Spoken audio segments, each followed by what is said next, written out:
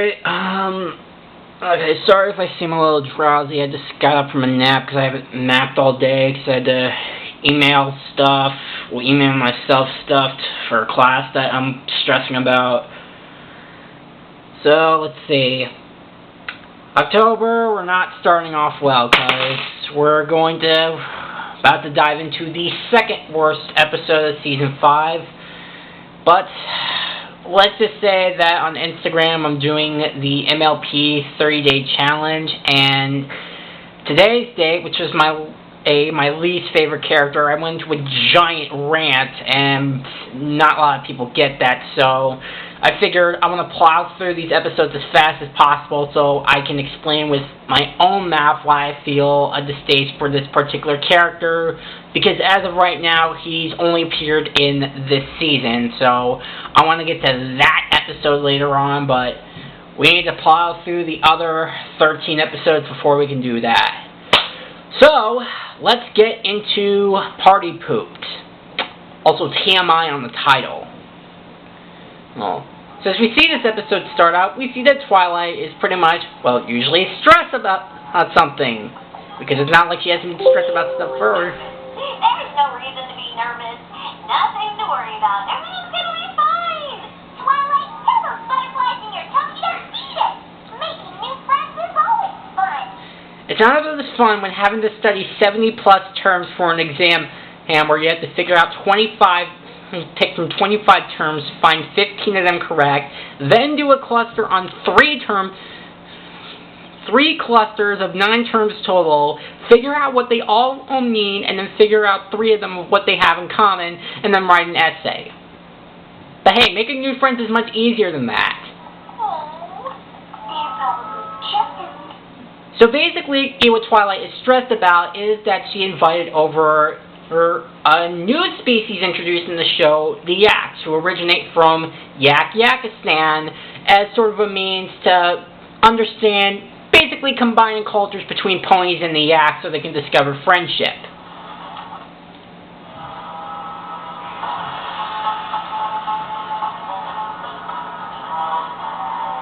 And we are introduced to the supposed king of the Yaks, Prince Brotherford. Okay, so I guess he's not really a king, he's a prince, so it kind of makes you wonder, who's the king? Ponies! Greetings, ponies! And apparently they also talk like the Hulk. Prince Rutherford, Your Majesty. And they also act like the Hulk. Get mad! Yaks always get mad when things aren't perfect! And immediately we have our first problem of the episode. The Yaks themselves. Now, aside from their mannerisms, they completely act like the Hulk. They expect things to be perfect, and when something goes their way, despite the effort of the ponies researching their culture, what do they do when things don't go their way? Well, they act like a Hulk and smash stuff. This don't taste like yak food! Great pony food make yaks mad! And they proceed to smash and destroy their property.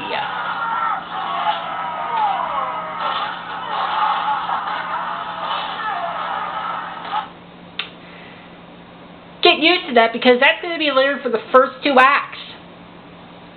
And it's not going to get any funnier anytime soon.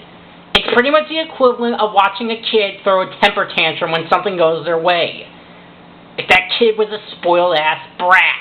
Sure have a funny way of saying howdy. Very different, that's all. Very different. Barbaric would be the correct terms, and also a bunch of pricks. I think they broke my record for most stuff broken in under a minute. I mean, they even broke the trophy. Okay, I gotta admit that is pretty funny. All you have to do is show them how great it can be to have friends before Princess Celestia arrives for the friendship party tonight. Now, who read the 7-volume cross-indexed history of Yakistan I recommended? Spoilers, nobody did. And even with that said, they try to make the Yaks feel more comfortable in Ponyville to remind them much of Yakistan. Mostly that Pinkie Pie is in charge of that. And guess what? When they stop by Applejack's farm to try to make the beds look like Yakistan, Just like yours. Not perfect! Yaks destroy! As I said, pay attention. There's going to be a fucking quiz later. So when they try hide animals with flourish. These antlers fly! This not Yak-Yak's tiny animal! Just smash! Oh hey, he tried to murder some animals. Why are we supposed to like these guys? Because first off, they destroy property, they throw temper tantrums more often than the most spoiledest kid on the earth, and they just try to murder animals just because things won't go their way. Is anybody else having a problem with this except me?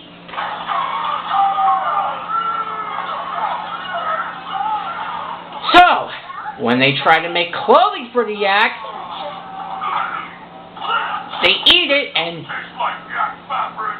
Yak's destroyed! Yeah, because that's kind of the problem. They're not in Yak-Yakistan, and they're trying to help you make more comfortable. You ungrateful assholes. I hope when you go outraged that you step on a Lego brick in the middle of the night. So obviously Pinky starts to panic because, because the yaks are basically insensitive assholes. You show them a good time. You can do it. We have absolute confidence in your abilities, Pinkie Pie. It's going to be my most happy-tacular party ever. I hope. Why are your eyes darting around like that?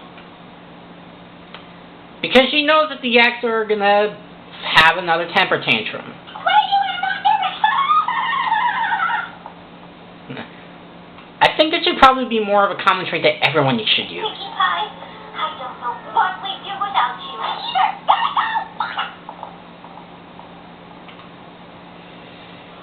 So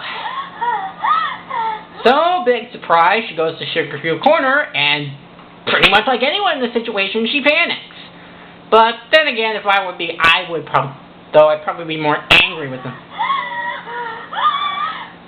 Dummy, what am I gonna do? I have all this amazing stuff planned for the party, but they're gonna hate it.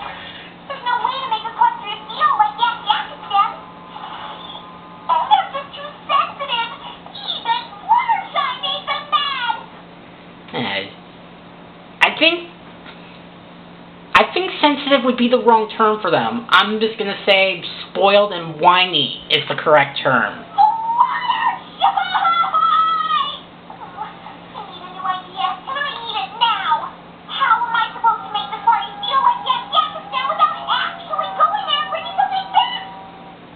And that gives Pinkie Pie an idea to actually go to Yak-Yakistan. Pinkie Pie, but I did find a set of Granny Smith's dentures under the house, so... And of course, like anyone in this situation, Twilight panics. Marty, I think she knows what she's doing. You're right. Let's just focus on keeping the yaks happy till she's back. Given how... Yeah, I was gonna say, considering how they've been acting throughout this episode, I think it probably just made you want to give up.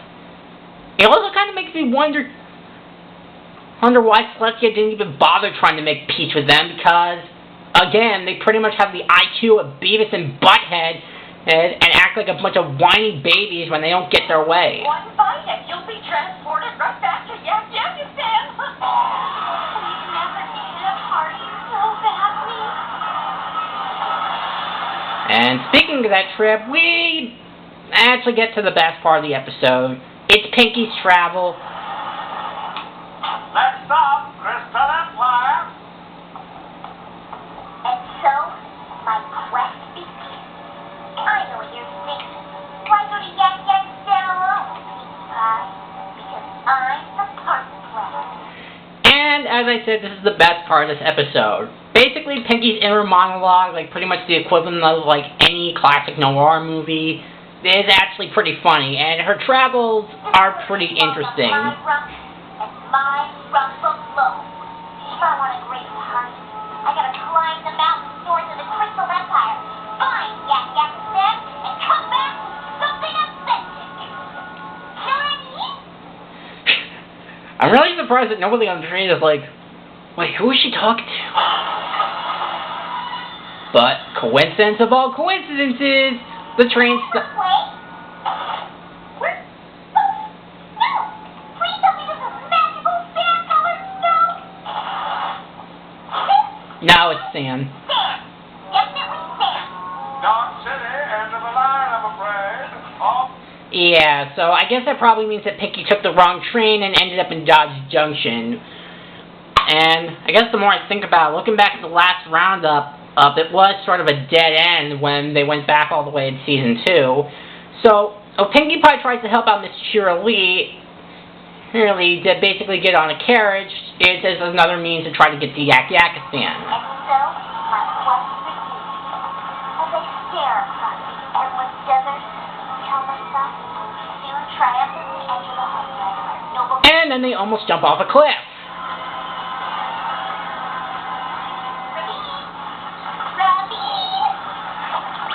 Or ravine. I'm surprised even throwing water on them doesn't work.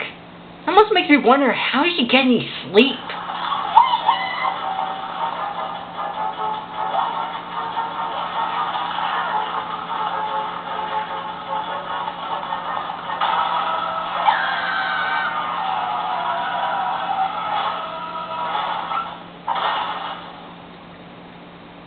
Okay, so an alarm clock doesn't wake her up, water doesn't wake her up, knocking on the pail doesn't wake her up, but that 4 giant stallions crashing wakes her up.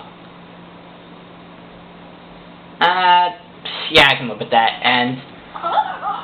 Whoa, I was dreaming about a ravine.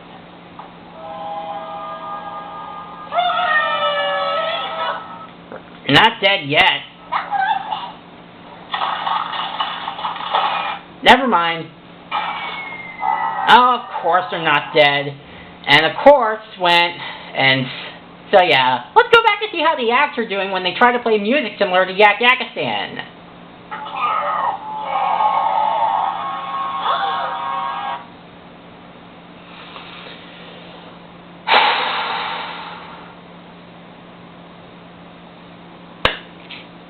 So, in case anybody missed that, but basically after Spike sort of let the piano play itself and wasn't the right music, the Yaks declare war.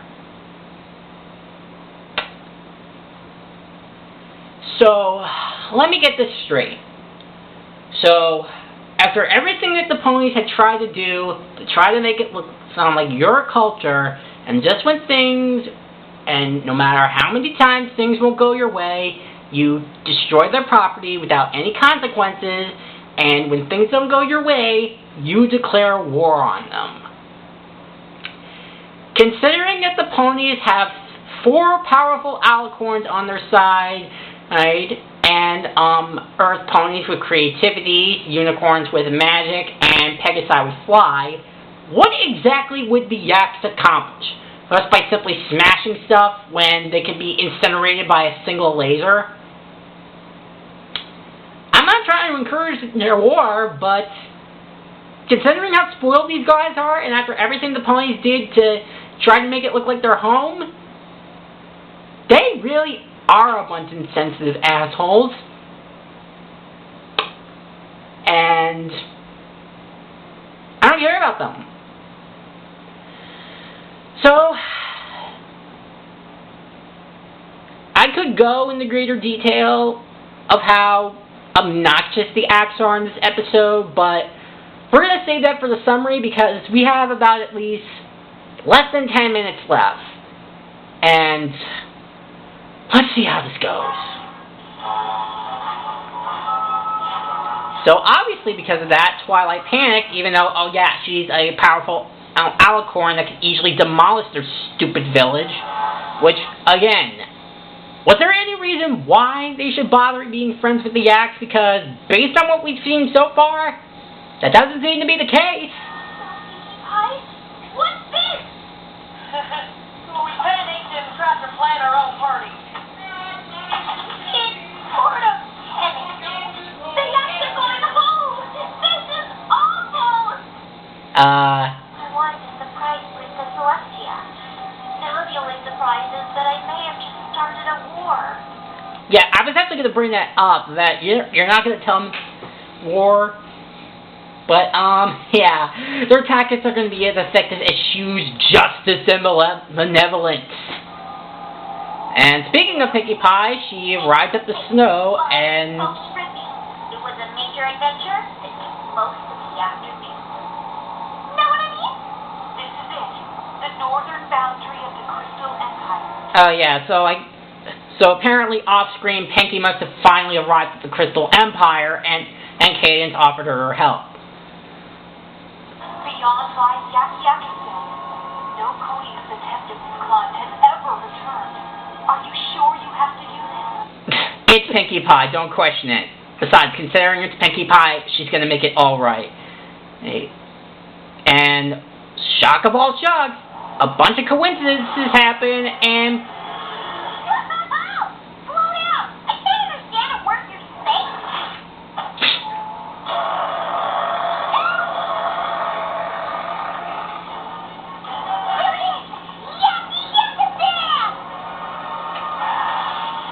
Oh, hey, she runs into a baby yak, and... she arrives at the top, and...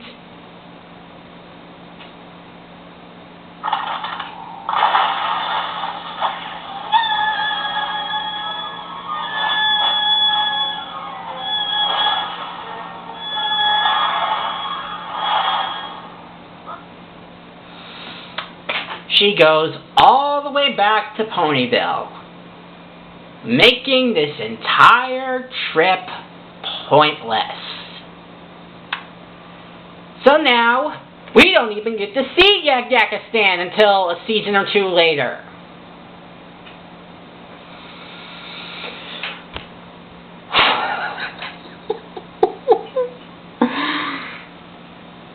I may not seem as outraged as I was in the last review, but it's getting there. Because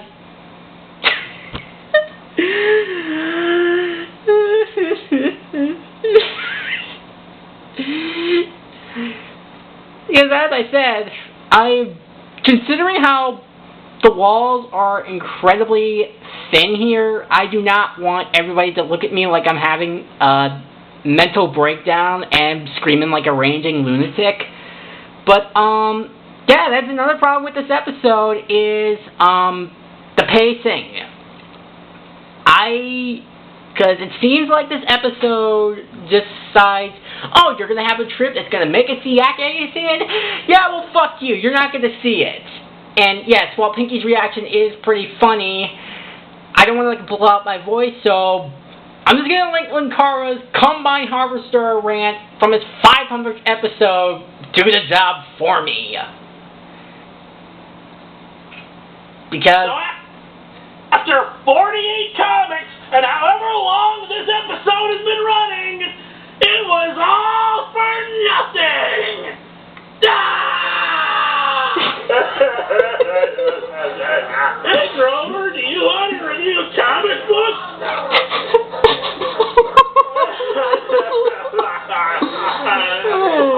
There's more. Yeah.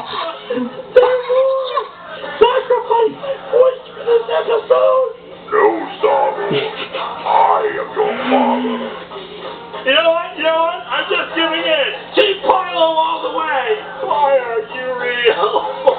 Why aren't you real? It's just a piggy bank.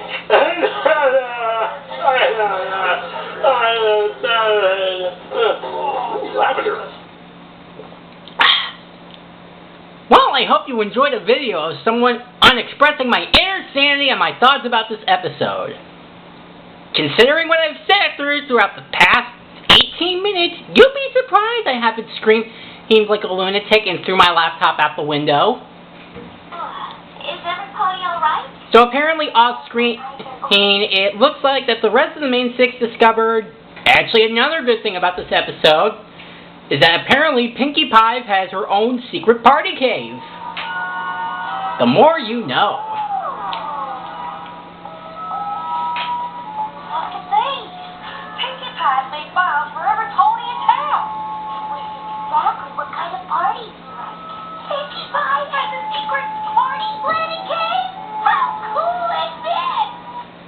And it almost makes you wonder if Batman has a secret hit part in his lair for that, and the Batcave. Vanilla ice cream, red balloons, dancing. That's right! But she's afraid of quesadillas. I actually tried quesadillas over the summer, and they're actually not that bad. Yeah. And apparently she has that phobia. Oh yeah, and I guess Pinkie Pie has been screaming no all the way back to Sugar Cube Corner. It kind of makes you wonder how long she's been screaming. Is it sort of like in that Jimmy Neutron episode where Carl and Sheen go to the future, and when Jimmy finds out that in the future he and Cindy are married, he screams, and according to Carl, he screamed like 4 minutes during the commercial break? It kind of makes you wonder if Pinkie screamed longer than that.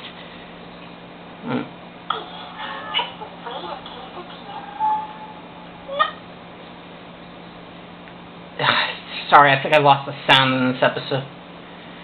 And I guess it's because Pinkie has surprisingly, incredibly freaking good hearing that she actually discovers her friend had discovered her secret party planning cave. And I think that actually does give us a little bit of insight on her character, and it actually kind of lets us know how she's so knowledgeable at parties. Being able to keep up with all the residents of what they want in their parties, and figuring out how to make the best parties based on what they like and dislike. It actually kind of makes you wonder that that's how Pinkie Pie has always been able to successfully create parties for not only her friends, but also the relatives and all the citizens in Ponyville. So there's a lot of factors that can be taken into consideration for this. So I gotta give a lot of props there. And I'm stalling because the video is cutting out on me because I just lost the sound. Oh, you piece of crap, don't... So yes, even though I've just had a mental shutdown where I felt like that this episode was going to drive me to the brink, the reason why I still say it's the second worst episode is, yes, the yaks are a huge key factor of this. It's the reason why I hate the episode. And plus, Pinkie Pie's journey to Yak-Yakistan almost felt really meaningless, and as I said, the pacing could have used a little bit more work. I think it probably would have made it a lot more interesting if they would actually go to Yak-Yakistan and see what it's like. I honestly think that was a better alternative to see how the yaks are gracefully instead of having them come to Ponyville and prove to be spoiled jackasses. I honestly think that would have worked much better than what we got here. Oh, come on, no, don't do this to me.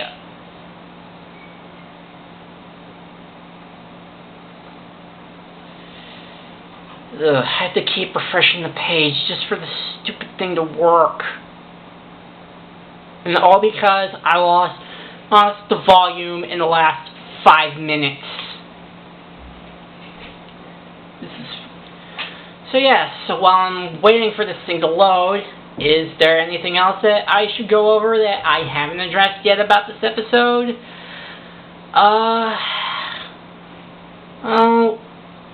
Nothing much else per se, but I'm still recovering from my mental breakdown and yes, the reason why I did Linkara's rant for that instead of my own voice is because I don't want to kill my own voice.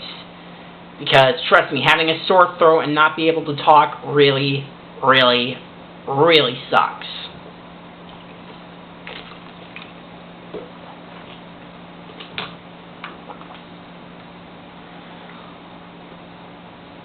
Oh my god, this thing is just not working out right now. I don't know why this is doing this to me now. And we're so close too. We are so freaking close, almost to the end of the episode, that I'd pretty much... Sorry, if this doesn't work, I'm just going to give my overall thoughts on the episode, because we do have to wrap it up some way or another.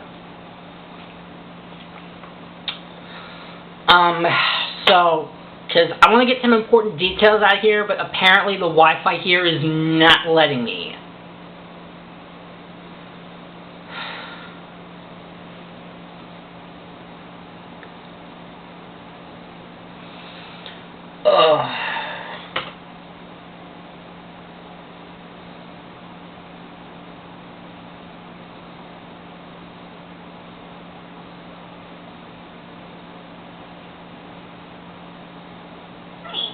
Oh, thank God.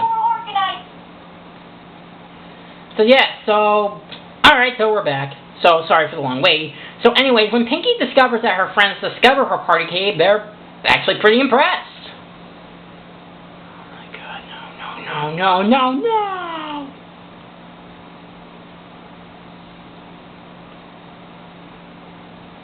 Oh, and this actually ends up giving Pinky an idea on what to do, how to deal with the yaks. Oh, and spoiler alert, they don't apologize for trying to start a war. Yeah.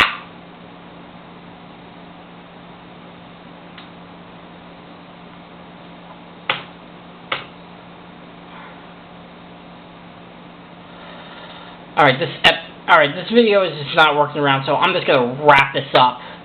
Alright, so basically what ends up happening is, they basically get the yaks over to try a party for real, and it ends up working, and basically, as the yaks are impressed, and the moral of this episode.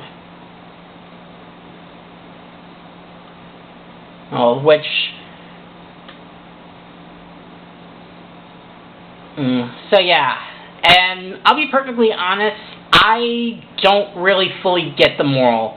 Might be because of the way it's worded, but let's just hear what the episode has to say after basically all the crap that we had to sit through. And everything goes well.